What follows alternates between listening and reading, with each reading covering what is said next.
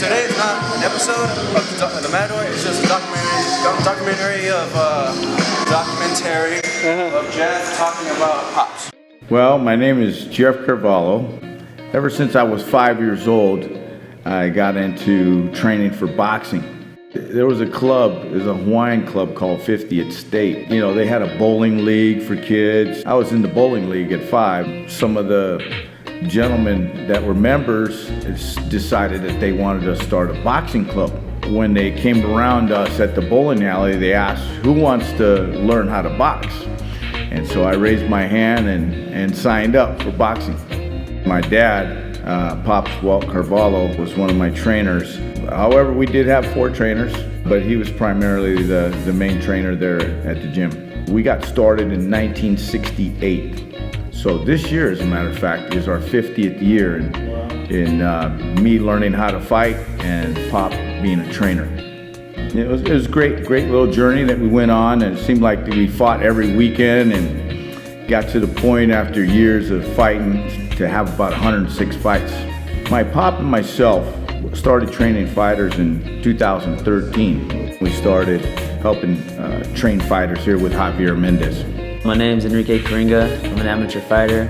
The reason why I wanted to be an MMA fighter was I was wrestling in college, I was boxing, and one of my wrestling coaches convinced me to actually try out MMA. I drove down from Idaho, signed up at AK the next day. I met Coach Jeff.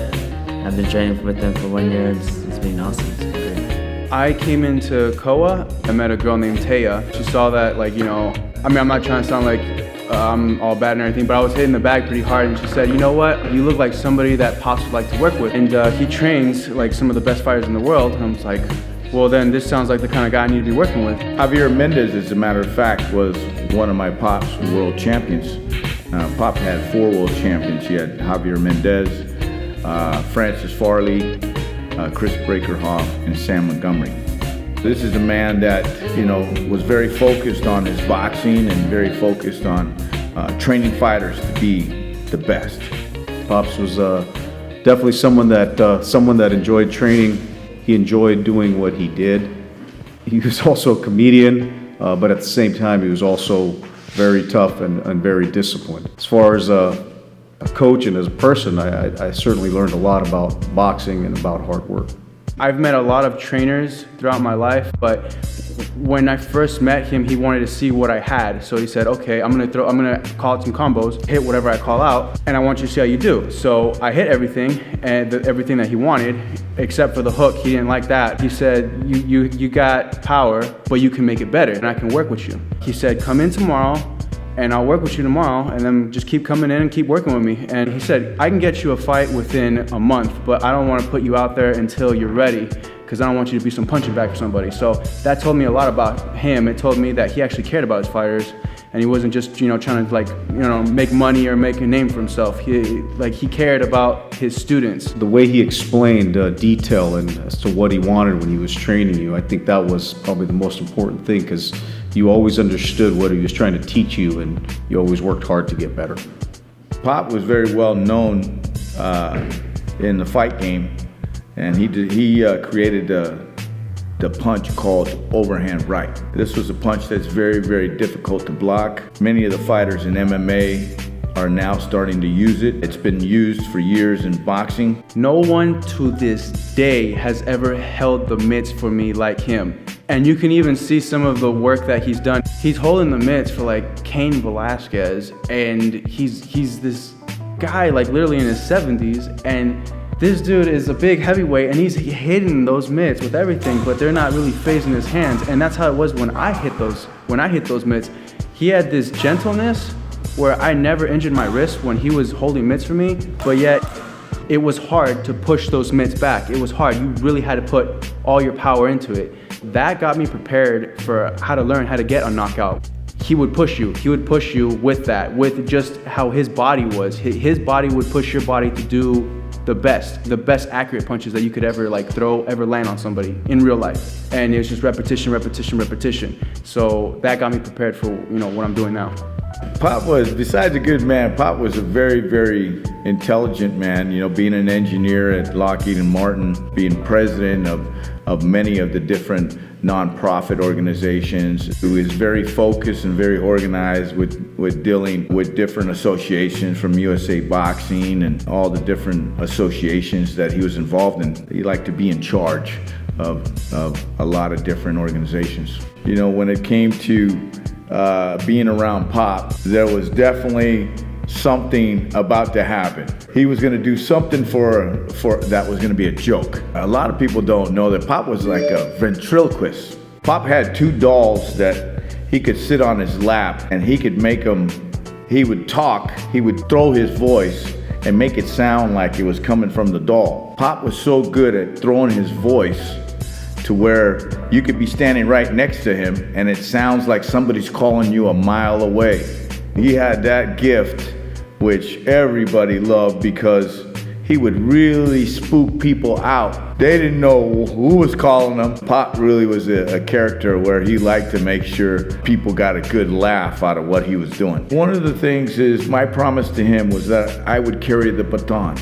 I would carry it, and I would also do my best to build world champions. My goal is to have at least 4 world champions. Pop had 4. And he had a lot of top ranked fighters. I asked Jeff, is it okay if I come down here and train with you? And you said yes. You said yes, and I came down here, and sure enough, we started working together. Not that I hadn't worked with you before, but I worked with you more than I used to because I used to work more with Pops. And when I came down here, I felt the elevation because Pops was more of like, get that knockout, hit accurate, hit with power, and you were more of counter punches, defense and counter, and everything that I learned from Pops, everything that I learned from you made me the fighter that I am today. It got me my last TKO, and it won me my last 2 fights.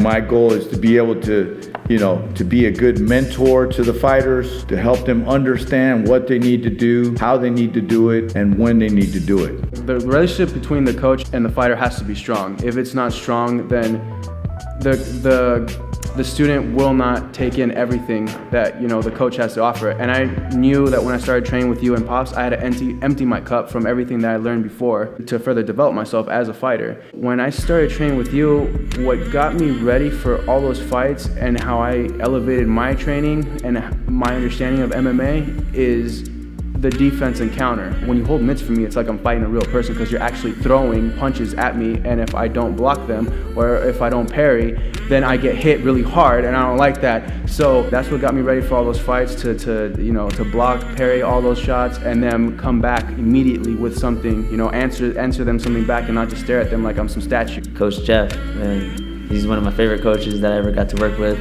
He changed my style so much. It's been 1 year. I'm learning every day, every time I work with him, I'm getting 1% better. I know I'm gonna get to be a world champ for him one day. God willing, in God's way, I believe we can build at least 4 world champions, if not more. I have learned to, take a look at the fight game in many ways and study the different ways that the MMA fighters fight, and to teach all of our fighters to have the best defense and counter. And the one thing that has been carried over from Pop to me now is to teach the knockout power. How to set it up, how to have the right mind frame, and how to put it together to knock out your opponent. There are 2 guys, GIOVANNI and also ENRIQUE KARENGA, that are very, very focused individuals and have the talent and the ability to be world champions. Honestly, I'm really focused on these 2 and watching them grow. Every day I come in, it's just hard training with the best athletes in the world, and I've improved so much because I've learned how to fight and stay composed, and I'm excited. Get to the UFC, become world champion. I want to be the first guy to win 3 belts out and hold them consecutively, like 155, 145, and 170. That's my goal, and I just see it like it's already there. I just feel like it's as easy as you say it is. You just have to go for it. You're never gonna get anywhere if you never give yourself a shot. If you never give yourself a shot and you never go after it, you're never gonna get anywhere in life. Prior before having my first fight, I was a little afraid, but had I not, beat those demons inside of me that was telling me that I could not win that fight, I would have never known that this is what I want to do. After that first fight, this is like my new high now. This is like my new rush. And I wanted, as soon as I was done with my first fight and I got that victory, I wanted to get in there as soon as possible again. I didn't want to take any time off. After 1 year of, the passing of Pop, I've come to love this sport even more and more and more every day. My goal and my passion is so strong of wanting to help these fighters become world champions that I look forward to it every day. In between my job, I'm here 3 days a week, and I've got the greatest job in the world. I work for the Knights of Columbus. It's a great Catholic organization that I get to do my ministry. And I believe that this sport and the Knights of Columbus is allowing me to serve God and continue a ministry that He would want me to be involved in. Our goal is to take these fighters and be top-ranked fighters as well as world champions if they want that. And the key is, and the question to them is, do they want that? Yes.